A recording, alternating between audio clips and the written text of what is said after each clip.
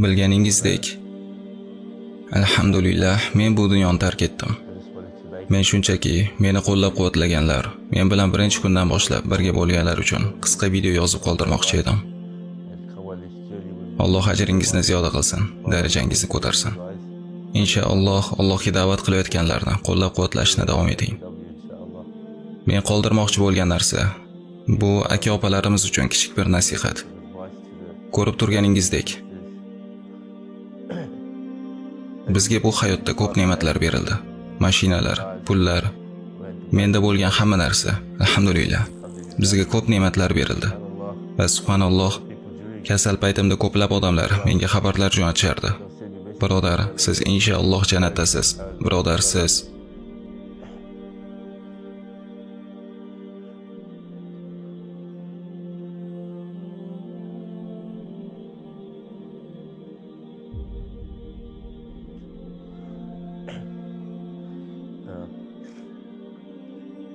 Birodar, siz jamiyat uchun, ummat uchun ko'p ishlar qildingiz. Lekin subhanalloh, lekin bu narsalar hech narsa emas. Bu shunchaki Alloh subhanahu va taoloning bizga bergan ne'mati. Xuddi ertalab uyg'onish, hammomga o'zimiz bora olishimizdek. Hayotimning oxirgi damlarida bu ne'matlarni asta-sekinlik bilan yo'qota boshladim.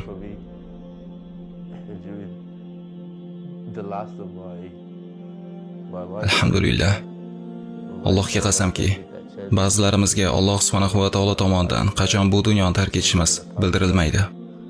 Ko'pchiligimizning bu hayotni tark etishimiz to'satdan bo'lgan. Ba'zi aka-opalarimiz turli klublar yoki shunga o'xshash joylarda olamdan o'tganini eshitamiz. Subhanalloh.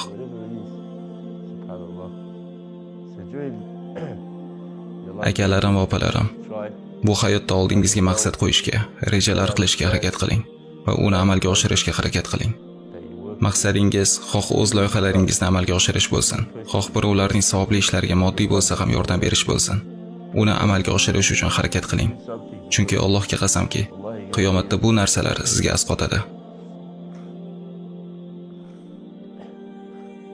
Dunyo hayotining ortidan quvib yurgan aka-opalarimiz esa, Allohga qasam, sizlarga maslahatim, bu hayot shunday o'tib boryaptiki, oldinlari biz falon ishlar 5-10 yil avval sodir bo'lgan edi. Hozir esa har oy hayotimizda katta o'zgarishlar bo'lyapti. Allohga qasam, hozirgi kunda biz islomga emas, o'z havoyi nafsimizga ergashyapmiz. Biz bundan juda ehtiyot bo'lishimiz kerak, chunki Allohga qasam, bu narsa hazil emas. Bu dunyo hayoti farzandlarimizga, o'zimizga ta'sirini o'tkazishi mumkin. Allohga qasam, ba'zida men shunchaki yotog'imda o'tirib yig'lar edim. Chunki o'sha payt men odamlarning ko'magiga muhtojlik sezar edim. Keyin esa Alloh subhanahu va taolo sizga, siz ular haqida hech ham o'ylab ko'rmagan insonlarni yuboradi. Do'stlar, yoki siz hatto ularning mavjudligini bilmagan insonlar. Men sayohat qilgan paytlarim ko'p odamlar bilan ko'rishar edim. Ularning ko'pchiliklari rostdan ham bor kuchlar bilan harakat qilishar edi. Butun yo'lni bosib o'tishar edi. Men kasalxonadaligimda, Dubay, Angliya yoki boshqa joylardan, men kasal bo'lganimda yoki kasalxonada bo'lganimda meni ko'rish uchun kelishar edi. Bu Alloh subhanahu va taolo uchun yaxshi ko'rishlikdir. Ular shunchaki kelishar edi. 14 soatlik parvoz, rasmga tushish yoki boshqalarsiz. Shunchaki mendan xabar olish uchun, subhanalloh. Kasallikka chalingan yoki tashvishga tushgan insonlar. Men sizlarga ham aytaman, qayg'urmanglar.